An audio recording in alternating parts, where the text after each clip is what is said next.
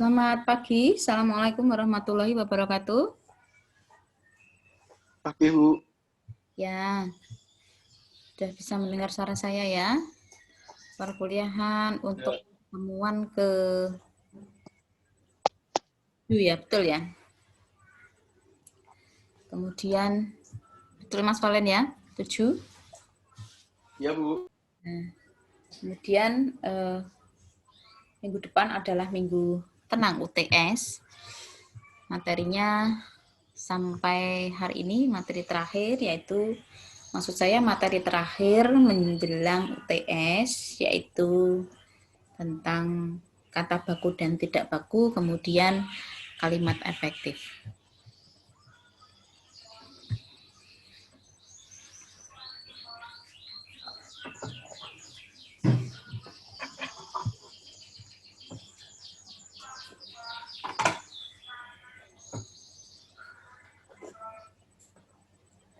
Nah, kata baku dan kata tidak baku dalam bahasa Indonesia.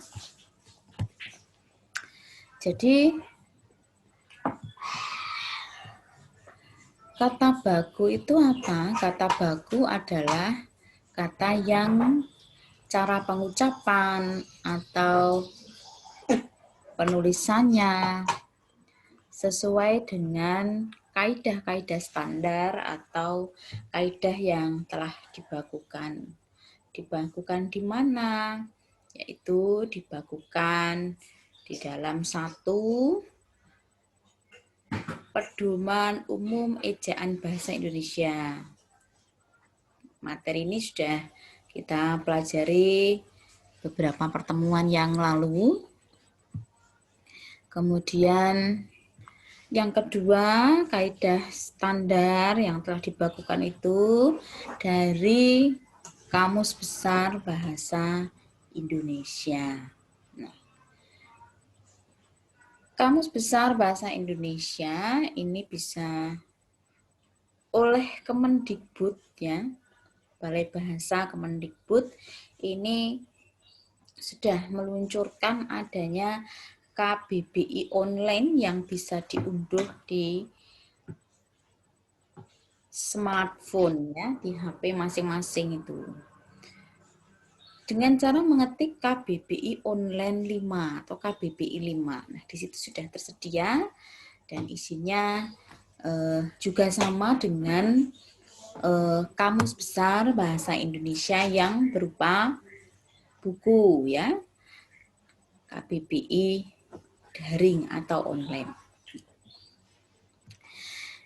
Ya, jadi ini adalah WebI, kemudian tata bahasa baku dan kamus umum. Kata yang tidak baku adalah kata yang, ini berarti sebaliknya ya, antonim. Antonim dari kata baku. Maknanya ya sebaliknya, juga antonim dari makna kata tidak baku. Begitu ya. Jadi kata tidak baku itu adalah kata yang cara pengucapan atau penulisannya tidak memenuhi kaidah-kaidah umum yang sudah disebutkan tadi. Fungsi kata baku.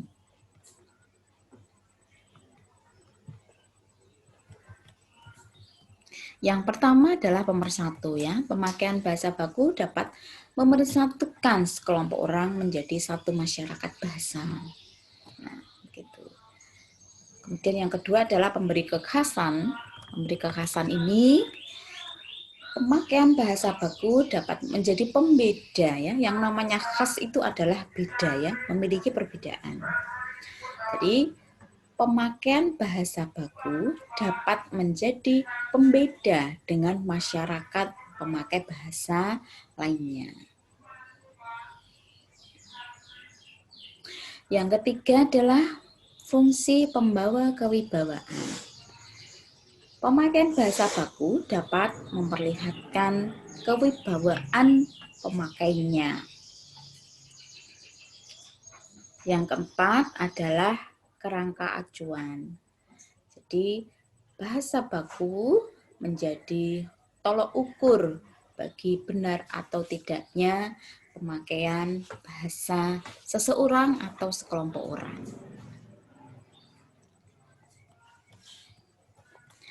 Ciri-ciri bahasa baku. Nah, ciri yang pertama adalah tidak dipengaruhi bahasa daerah. Nah, jadi tidak dipengaruhi bahasa daerah. Bisa dilihat di dalam contoh itu. Di sisi kanan adalah tidak baku, yang di sebelah ini itu sisi kanan, kemudian di sisi kiri ini adalah bentuk bakunya. Ya. Contoh mudah yang saya ambil adalah bentuk baku kata saya. Bentuk tidak bakunya di sini gua. Kemudian mengapa, kata mengapa. Bentuk tidak bakunya ini dari kenapa. Kemudian dilihat, tidak bakunya dilihatin. Bertemu, ketemu. Ciri bahasa baku yang kedua adalah tidak dipengaruhi bahasa asing. Bahasa asing itu ya yang membuat bahasa yang tidak baku itu menjadi tidak benar susunannya, kaidahnya. Contoh, di sisi kiri ini adalah contoh penulisan bentuk baku, sedangkan di sisi kanan ini bentuk penulisan tidak baku. Ya. Kantor tempat, ini baku. Tapi kalau kantor di mana, nah ini tidak baku. Ya. Mejanya Bapak siapa, itu tidak baku. Yang baku ya meja kerja. Yang kedua, contoh yang kedua, sudah banyak sarjana. Nah, ini betul. Tapi kalau diubah menjadi, atau pemakaiannya itu menjadi, sudah banyak sarjana-sarjana. Banyak ini kan merupakan sudah menyatakan bentuk jamak ya, sarjana-sarjana. Kemudian itu benar. Sudah menyatakan itu benar. Itu adalah benar. Kesempatan lain kesempatan. Ciri yang ketiga adalah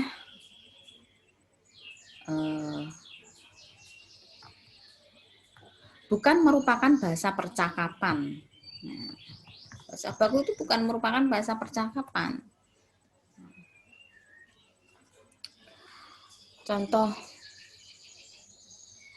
dengan yang tidak punya sama, mengapa, kenapa, memberi, kasih, tidak, enggak, tetapi, ini tapi. Kemudian ciri yang keempat adalah pemakaian imbuhan secara eksplisit. Kemudian bisa dilihat di dalam contoh ini yang berupa frase ya, bukan kalimat. Ia bekerja keras. Ia kerja keras, tidak baku. Tyson menyerang lawannya. Tyson serang lawannya.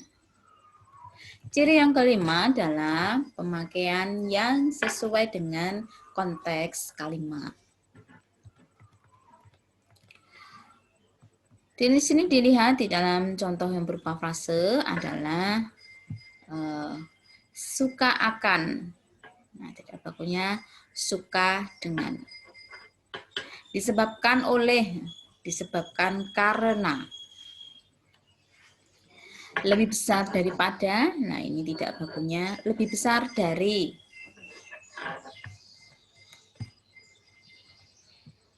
Yang keenam adalah tidak terkontaminasi dan tidak rancu.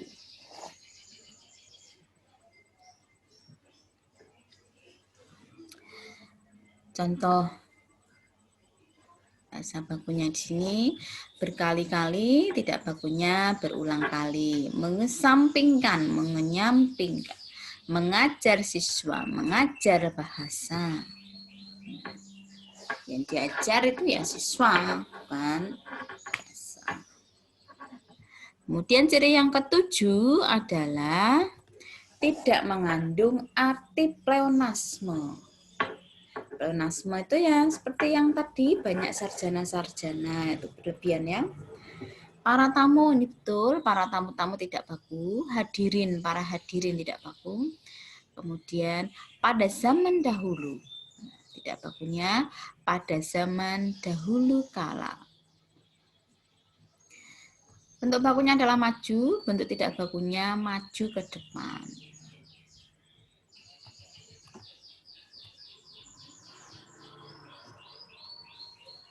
Yang ketiga, beberapa jenis klasifikasi bahasa baku dan tidak baku.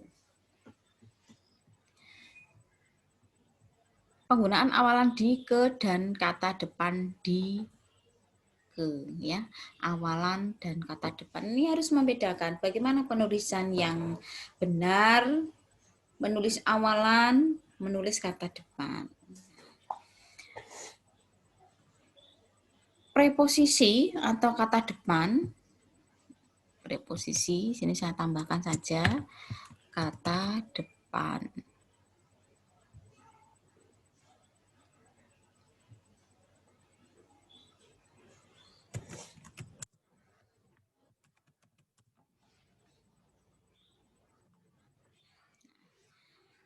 Preposisi, salah itu ya preposisi dituliskan seperti menuliskan awalan. Nah, benarnya penulisannya dipisah seperti ini. Nah, ada contoh yang penulisannya dipisah, disetujui. Nah, ini kan tidak tepat ya, preposisi yang tepat ya disetujui, ditolak. Nah, ini dirangkai. Ini karena merupakan awalan ya.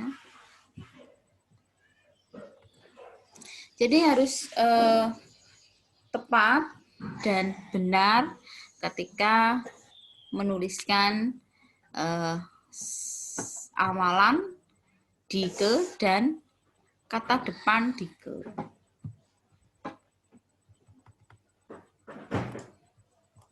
Kepanasan, penulisannya dipisah tidak tepat, kepanasan. Kemudian yang B adalah ditambah satu huruf misalnya.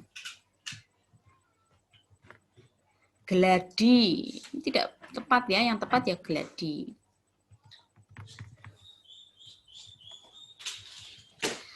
Atau dikurangi satu huruf. Ensiklopedi, yang tepat itu kan ensiklopedia. Italia, bukan Itali. Standarisasi, bukan standarisasi.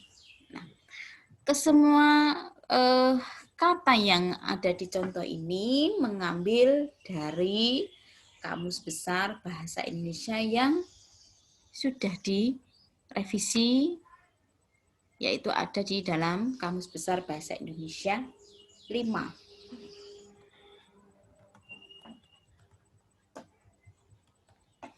Saya kira kalau Anda semua rajin membaca, itu akan menambah bank kosakata sehingga bisa menambah wawasan dan pengetahuan terkait dengan bahasa Indonesia yang baku ini.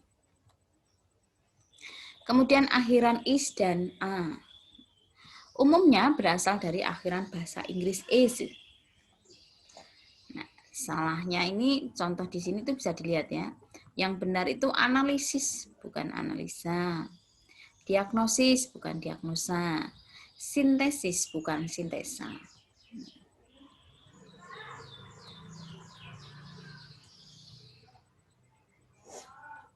Kemudian akhiran it, is, dan itas.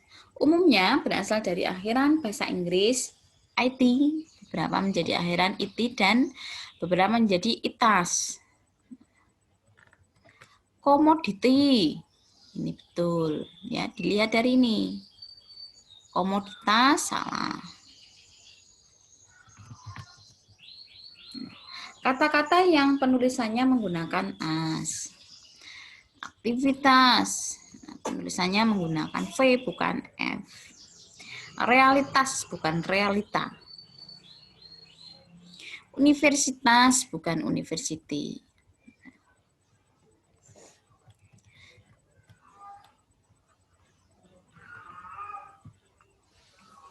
Saya lanjutkan materi tentang kalimat. Ya. Kalimat adalah, ini menurut Hasan Alwi di dalam bukunya yang berjudul Tata Bahasa Baku Bahasa Indonesia yang terbit pada tahun 2000, yang terletak pada halaman 311. Kalimat adalah satuan bahasa terkecil dalam wujud lisan atau tulisan yang mengungkapkan pikiran yang utuh. Kemudian dikembangkan lagi definisinya menjadi, kalau hanya seperti ini kan belum bisa dinamakan kalimat, maka harus dilengkapi ya. Yang namanya kalimat itu tuturan yang diawali dengan huruf kapital, ya, depannya itu kan huruf kapital, dan diakhiri dengan tanda baca. Sudah, cukup itu. Tanda baca itu apa? Ya, meliputi tanda baca titik, tanda baca tanya, tanda baca seru. Kemudian ciri-ciri kalimat. Yang pertama adalah berupa satuan kata atau kata-kata yang mengandung satu maksud. Ya. Meskipun itu hanya satu kata, tetapi kalau sudah mewakili dari tadi yang dikatakan di awal itu adalah definisi kalimat, maka di dalam kaidah bahasa itu bisa disebut dengan kalimat. Nah, tidak harus terdiri dari beberapa kata ya. Kemudian yang kedua adalah berstruktur. Nah, struktur kalimat itu misalnya SP, subjek predikat, PS, predikat subjek, SPO, subjek predikat objek, SPPL, subjek predikat pelengkap, kemudian SPK, subjek predikat keterangan, KSP, keterangan subjek predikat, SPPLK, subjek predikat pelengkap keterangan.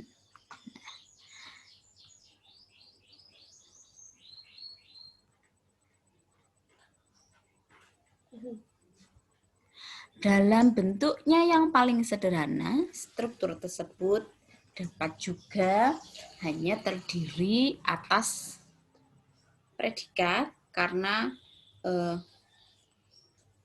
unsur subjeknya ini dilesapkan ya, dileburkan. Ciri yang ketiga adalah dapat berdiri sendiri. Kemudian ciri yang keempat, memiliki intonasi akhir. Jadi ingat ya, intonasi akhir. Di dalam bahasa Indonesia itu ada dua, bahasa lisan dan bahasa tulis. Kalau di dalam bahasa lisan, intonasi akhir itu ya berupa nada naik atau turun. Kalau di dalam bahasa tulis, intonasi akhir itu berupa ini, tanda baca tadi. Contoh kalimat, ia pergi bersama kekasihnya. Ini bisa didengar bahwa kalimat tersebut memiliki intonasi akhir, ya. Intonasi akhir yang berupa tanda baca di sini ya terlihat berupa tanda baca titik.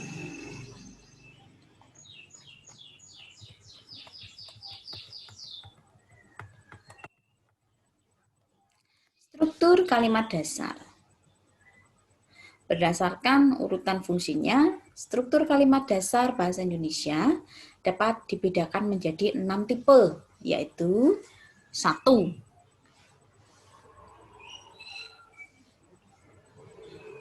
Subjek predikat.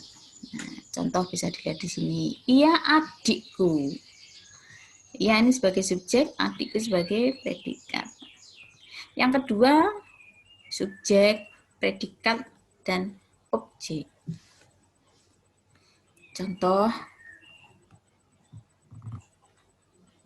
dosen memberikan tugas. Dosen ini menempati fungsi sintaksis di dalam kalimat, yaitu sebagai subjek, kemudian memberikan ini adalah sebagai predikat, dan tugas ini sebagai objek. Kemudian yang ketiga, subjek predikat pelengkap. Contoh, mengajar merupakan tugas guru. Di sini subjek, predikat, kemudian tugas guru ini pelengkapnya. Nah, kemudian yang keempat, subjek, predikat, keterangan.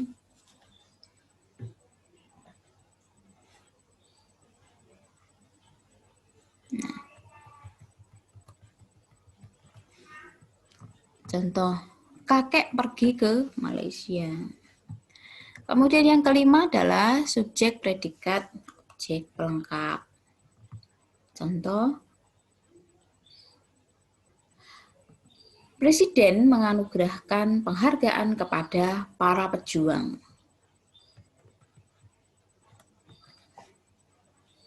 Yang keenam adalah subjek, predikat, objek, keterangan. Contoh, kami menonton televisi di ruang tengah. D-nya ini karena merupakan preposisi, maka penulisannya dipisah dengan kata dasarnya ya, di ruang, atau kata yang mengikutinya. Ini macam-macam fungsi kalimat. Yang pertama, subjek ya. Subjek itu adalah bagian kalimat yang merupakan pokok kalimat. Nah, subjek ini pada hakikatnya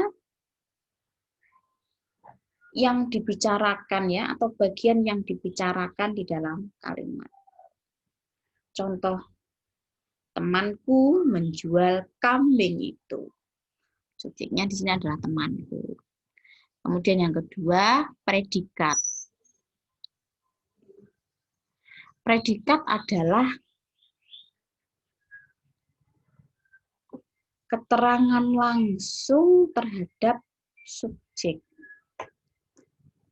Memberikan keterangan terhadap subjek. Pada struktur normal, predikat terletak sesudah subjek. Nah, ini struktur yang subjek, predikat, objek, pelengkap, keterangan tadi ya. Struktur kalimat dasar ada 6 tadi. Contoh, temanku menjual kambing itu. Nah, ini kan tadi subjek, kemudian predikatnya ini menjual. Nah, letaknya ini sesudah subjek. Yang ketiga adalah objek. Objek ini apa? Objek ini ya bagian kalimat yang dapat diubah menjadi subjek.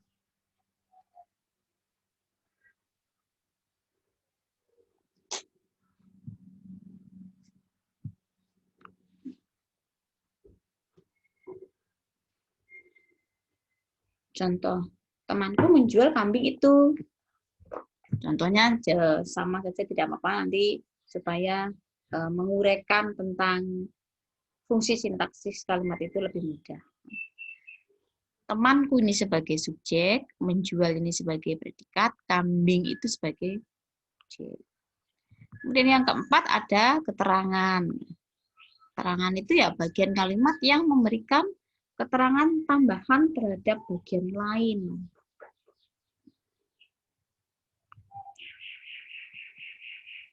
Misalnya, jadi contoh tadi, temanku menjual kambing itu kemarin pagi. Nah, kemarin pagi ini bisa menduduki fungsi sintaksis sebagai keterangan.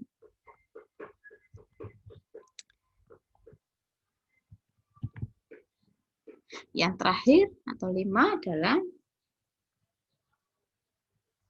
pelengkap. Pelengkap itu bagian kalimat yang terletak sesudah predikat tetapi tidak memenuhi syarat sebagai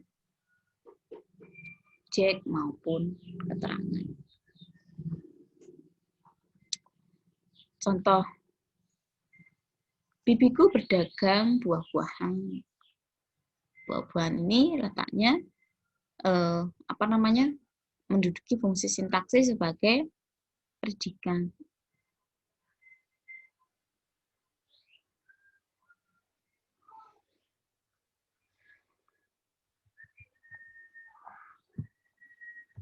Jenis-jenis kalimat. Jenis kalimat berdasarkan ciri-cirinya.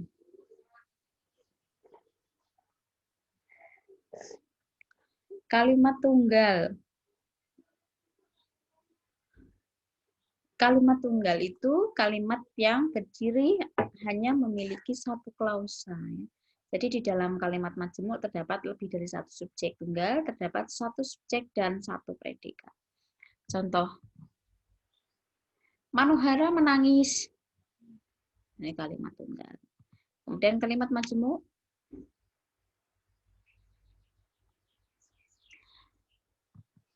Kalimat majemuk berdiri terdiri atas dua klausa ya. Kalau tadi kalimat tunggal hanya satu klausa, kalau kalimat majemuk dua klausa.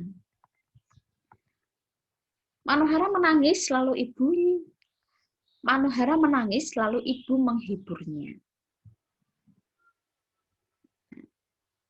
Ini lalu ini disebut sebagai konjungsi ya di dalam kalimat majemuk itu. Kalimat majemuk itu sendiri dapat dibedakan menjadi kalimat majemuk setara dan kalimat majemuk bertingkat.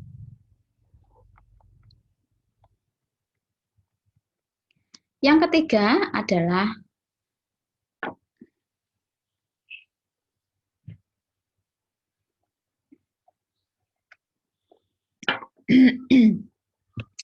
saya lanjutkan. Yang ketiga adalah kalimat majemuk setara atau koordinatif.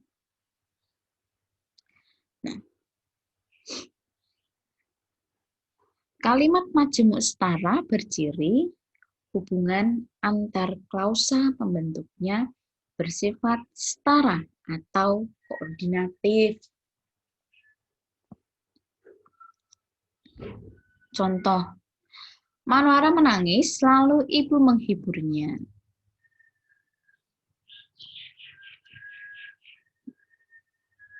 Yang keempat adalah kalimat majemuk bertingkat atau subordinatif. Ya. Jadi kalimat majemuk bertingkat berciri hubungan antar klausa pembentuknya bersifat tidak setara. Ya, balikan. Contoh, Manohara menangis karena suaminya memukulnya. Kemudian yang kelima, kalimat berita atau kalimat deklaratif. Kalimat berita berciri isinya berupa berita atau pemberitahuan atas sesuatu. Contoh, Pak Dandan gemar menonton sinetron.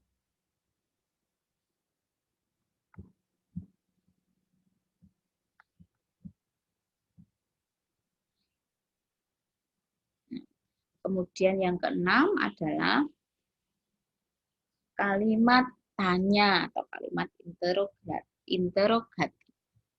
Kalimat tanya berciri mengungkapkan pertanyaan. Pada bahasa lisan, bahasa Indonesia, Kalimat itu ditandai oleh adanya intonasi akhir naik, sedangkan pada bahasa tulis ditandai oleh adanya tanda tanya di akhir kalimat ya tentunya. Contoh kapan dia datang, kan bisa dirasakan bahwa dalam bahasa lisan itu terdapat intonasi akhir yang berupa intonasi akhir naik. Sedangkan di dalam bahasa tulis kita bisa melihat adanya tanda baca. Yang ketujuh adalah kalimat tanya biasa. Kalimat tanya biasa ini berciri membutuhkan jawaban. Ya, contoh sinetron apa yang beliau sukai? Nah, tentu membutuhkan jawaban.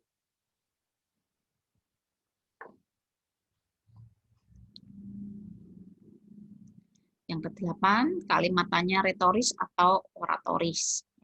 Kalimat tanya retoris atau kalimat tanya oratoris ini berciri tidak membutuhkan jawaban karena jawabannya sudah diketahui oleh pembicara maupun lawan bicara.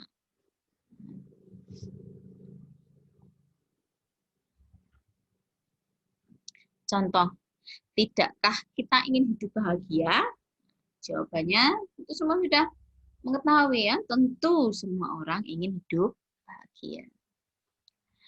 Yang nomor 9, kalimat perintah atau kalimat imperatif. Kalimat perintah berciri mengungkapkan perintah, baik perintah lembut atau sopan biasa, mohon maaf, baik perintah lembut atau sopan, biasa, keras atau kasar, ajakan, harapan, dan larangan disebut kalimat perintah. Contoh, datanglah kemari. Kemudian yang ke-10 adalah kalimat perintah biasa.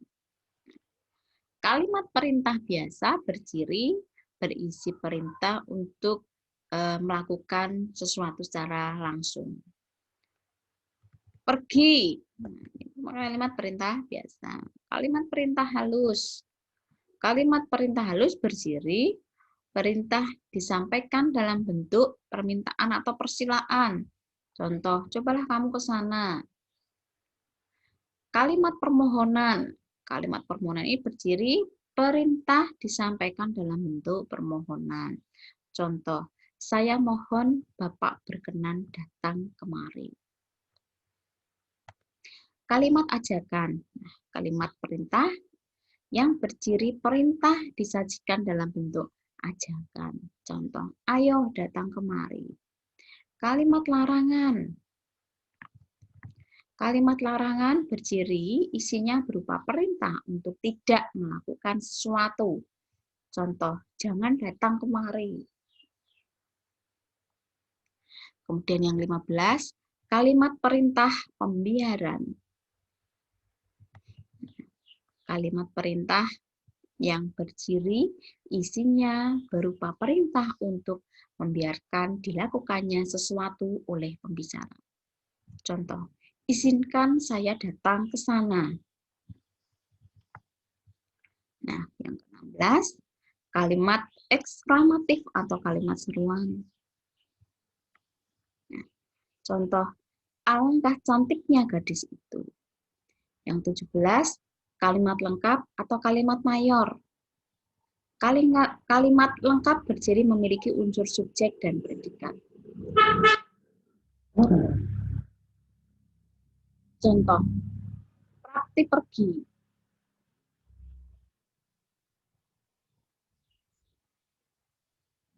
Dan kalimat tak lengkap.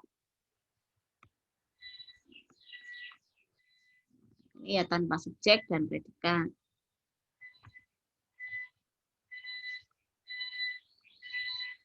Kalimat susun biasa. Kalimat susun biasa berciri unsur subjek mendahului predikat. Contoh, kami gembira. Dan ke-20, kalimat inversi atau susun balik. Contoh, ada ular di rumahku. Kalimat nominal. Kalimat nominal berdiri predikatnya berupa nomina atau frase nominal. Kakaknya tentara, ini contohnya. Kemudian kalimat verbal ya, verbal atau frasa verbal. Kakek bermain sepak bola. Kemudian yang ke-23, kalimat adjektifal.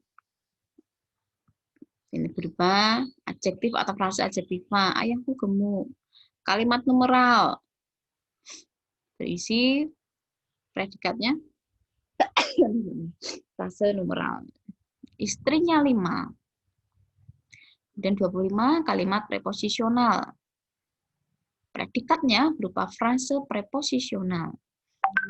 Kakak ke Jepang, contohnya.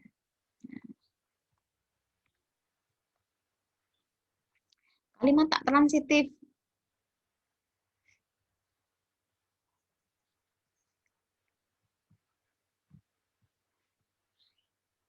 Kalimat yang berdiri tidak membutuhkan adanya objek maupun pelengkap. Contoh, adikku lahir. Kalimat eka transitif berdiri membutuhkan adanya objek. Kalimat ditransitif. Kalimat yang berdiri membutuhkan adanya objek dan pelengkap. Kalimat aktif. Kalimat yang berdiri subjeknya memiliki niat untuk melakukan suatu pekerjaan. Gadis itu sedang berganti baju. Kalimat aktif, kalimat yang berciri subjeknya memiliki niat untuk melakukan suatu pekerjaannya. Kalimat pasif, kalimat yang berciri subjeknya tidak memiliki niat untuk melakukan sesuatu pekerjaannya. Gadis itu dilamar pacarnya. Aku terkejut. Ada kalimat inti, kalimat transformasi. Nah,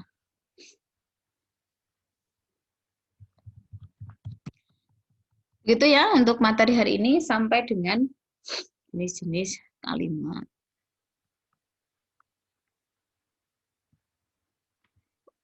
Untuk kesalahan kalimat minggu lalu sudah saya sampaikan ya. Kemudian setelah UTS nanti saya lanjutkan tentang rujukan, menulis rujukan, dan mohon maaf sebelumnya kalimat efektif dulu, kemudian baru menulis rujukan. Demikian untuk perkuliahan pagi ini, kurang lebihnya saya mohon maaf. Selamat pagi, Assalamualaikum warahmatullahi wabarakatuh.